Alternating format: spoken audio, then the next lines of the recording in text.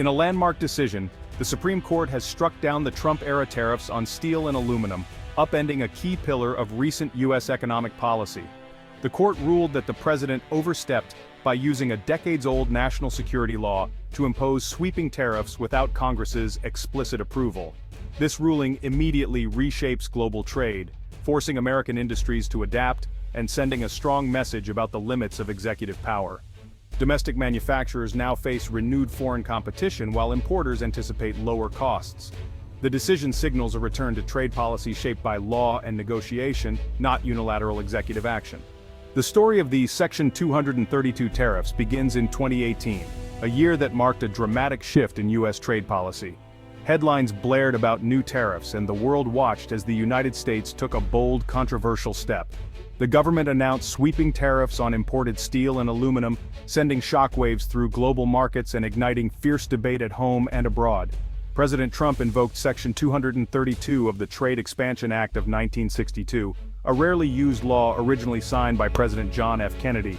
The administration argued that national security was at risk if the U.S. lost its ability to produce steel and aluminum domestically. This rationale, they claimed, justified bypassing normal trade channels and imposing tariffs to protect American industries vital to defense and infrastructure. The move, however, did not go unanswered. Trading partners retaliated with their own tariffs, targeting American goods from bourbon to motorcycles. U.S. manufacturers faced higher costs for raw materials, leading to price hikes and uncertainty for businesses and consumers alike. Protests erupted at global trade summits, and the international community questioned the legitimacy of the national security claim. Critics at home argued that the real motive behind the tariffs was economic protectionism, not genuine national security concerns. Many pointed out that the Constitution gives Congress, not the president, the power to regulate trade. Lawmakers and economists debated whether the executive branch was overstepping its authority and whether such sweeping actions should be subject to greater oversight. The legal battle that followed centered on a fundamental question. Could the president use a broad and somewhat vague national security rationale to sidestep Congress's constitutional authority over trade policy? Lawsuits were filed, and legal scholars weighed in, arguing both sides of the issue. The courts were asked to decide whether the executive branch had the right to act unilaterally in matters that could reshape the entire economy. Lower courts struggled with the complexity of the case, issuing conflicting rulings and leaving the ultimate question unresolved. Eventually, the Supreme Court agreed to hear the case, recognizing that the outcome could redefine the balance of power between the branches of government when it comes to national security and trade. At its core, the case was never just about whether protecting the steel industry was wise policy. Instead, it was about a deeper constitutional issue. Who has the authority to make such consequential decisions for the nation? Should it be the president acting swiftly in the name of security, or Congress with its deliberative process and checks and balances?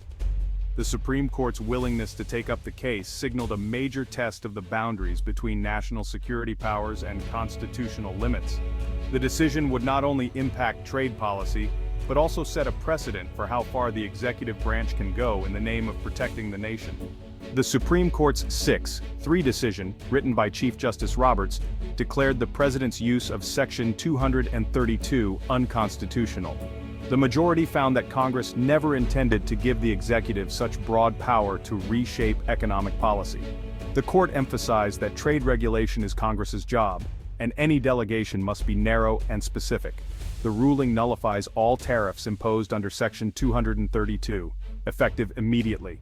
Customs officials will stop collecting these duties, and future presidents are now blocked from using this law as a catch-all trade weapon.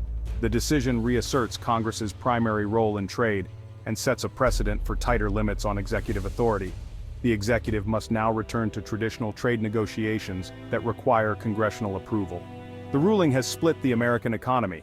Automakers and construction firms welcome lower material costs, predicting cheaper cars and new building projects. Domestic steel and aluminum producers warn of job losses and renewed foreign competition, urging Congress to find new ways to protect them. For consumers, prices on metal-heavy goods may stabilize or fall, while exporters hope for relief from retaliatory tariffs abroad. Supply chains, reconfigured to avoid tariffs, now face another costly transition. Ports and logistics firms brace for shifting import volumes as companies rethink sourcing. The economic landscape has been reset, and businesses must quickly adapt to a new reality. The full effects will take months to play out, but the disruption is immediate. At its core, the court's decision is a powerful lesson in American civics. The justices ruled that Congress cannot hand over its core trade powers to the president without clear limits. The Trump administration's broad use of Section 232 was found to violate the non-delegation doctrine, which prevents Congress from giving away its legislative authority. This ruling checks the modern presidency's expansion of power, especially in trade and national security. The decision reminds future administrations that even national security claims must respect constitutional boundaries. The separation of powers, the court affirms, is a living safeguard against the concentration of government power. America's allies, especially in the EU, Canada, and Mexico, welcomed the Supreme Court's decision as a win for rules-based trade. The ruling removes a major source of tension and uncertainty in North American and transatlantic commerce. The World Trade Organization sees this as a step back toward multilateral cooperation. Some countries that benefited from the tariffs now face renewed competition and must adjust their strategies. China, while cautious, reiterated its call for stable U.S. trade policy. The decision reassures global partners that U.S. institutions can check executive overreach, restoring faith in American democracy. It opens the door for repairing strained alliances and rebuilding trust in the U.S. as a reliable trading partner. The recent ruling has dramatically redrawn the political battle lines in Washington, sending shockwaves through the halls of power. As the sun rises over the Capitol, lawmakers from both parties are now faced with a new reality, one that demands negotiation, compromise, and a rethinking of long-held positions on trade and executive authority. The administration, which once enjoyed broad latitude to set trade policy on its own, must now work closely with Congress to craft a new approach.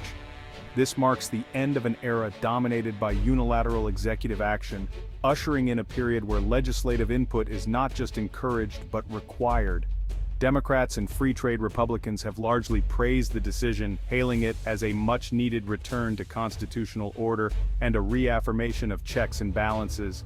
They argue that involving Congress will lead to more stable, transparent, and broadly supported trade policies. On the other hand, protectionists and labor advocates warn that this shift could put American jobs at risk. They fear that increased legislative debate may slow down urgent action needed to protect domestic industries from foreign competition, leaving workers vulnerable. Lawmakers are now deeply divided over the best path forward. Some argue for granting the president new, targeted trade powers to respond quickly to global challenges, while others insist on supporting domestic industries through tariffs, subsidies, or other legislative means. The debate extends beyond traditional manufacturing, touching on emerging sectors like renewable energy and technology, where the stakes for American competitiveness are equally high. Meanwhile, lobbyists from every sector, agriculture, technology, manufacturing, and finance, are mobilizing at an unprecedented pace. They're meeting with lawmakers, drafting proposals, and seeking to shape the next phase of trade legislation to favor their interests. The decision has effectively shifted significant power back to Congress, restoring its central role in shaping the nation's economic future. This rebalancing of authority is already changing the tone and urgency of legislative sessions.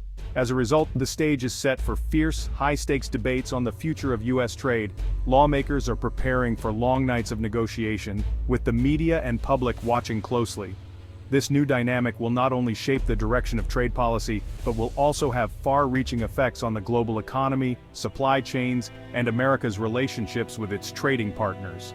At its core, the ruling is about more than just trade. It's about the broader balance of power between the branches of government. The outcome will influence how future disputes between the executive and legislative branches are resolved. The fallout from this decision will echo into the next election cycle, energizing voters and activists on both sides of the debate. Trade policy is quickly becoming a central issue for candidates up and down the ballot. As candidates take the stage to debate, and voters gather at town halls across the country, it's clear that trade will be a defining issue, one that could shape the direction of American politics for years to come. Experts across law, economics, and policy agree. This ruling represents a profound turning point, one that will ripple through both legal frameworks and economic realities for years to come. It's not just a technical decision, it's a signal that the ground rules are shifting beneath our feet. Dr. Jennifer Hillman, a leading authority on international law, points out that the decision reestablishes clear limits on executive power, reminding us that no single branch of government can act unchecked. She emphasizes that this is a return to the constitutional principle of separation of powers, which has been eroded over time. The ruling now forces Congress to confront its responsibilities head-on, compelling lawmakers to rethink and modernize trade policy for the challenges of the 21st century, rather than relying on broad delegations of authority. Economist Adam Posen argues that the tariffs, while intended to protect certain industries, have actually hurt the broader economy by raising costs for businesses and consumers alike. He believes that removing these tariffs, though initially disruptive for some sectors, will ultimately lead to a more competitive and dynamic economic environment. Industries are already adapting to the new regulatory landscape, with factories restarting production lines and workers learning to navigate updated rules. While the transition may be challenging, many see it as a necessary step toward long-term growth and stability. Legal scholars are calling this the most significant non-delegation ruling in decades, a decision that could redefine the boundaries of federal power and reshape the way laws are made and enforced. The implications extend far beyond trade, touching on every area where Congress has handed broad authority to the executive branch, from healthcare to national security. The decision could fundamentally reshape how Congress delegates authority, requiring more precise legislation and greater accountability in areas that affect millions of Americans. This includes critical fields like environmental regulation and emergency management, where swift action is often needed, but must now be balanced with constitutional oversight.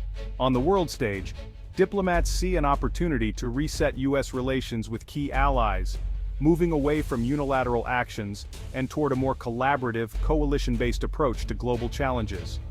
This shift from confrontation to coalition building could strengthen international partnerships and restore trust in American leadership. Ultimately, the ruling is about much more than tariffs. It's about restoring the constitutional balance of power and reaffirming America's commitment to the rule of law, both at home and abroad. It marks a critical moment for U.S. foreign policy and domestic governance alike, setting the stage for a new era of accountability, transparency, and global engagement. The Supreme Court has handed the trade debate back to Congress and the American people. Businesses must now adapt, unwinding costly changes made during the tariff era and seeking new efficiencies. Lawmakers face the challenge of crafting trade laws that protect U.S. industries while embracing global commerce. The U.S. must pivot from unilateral tariffs to diplomacy and coalition building with allies. This is a chance to strengthen both the economy and America's role in the world. The decision affirms that no branch holds unchecked power. Debate, legislation, and negotiation are the way forward. Now is the time for citizens to engage and help shape the next chapter of American trade policy.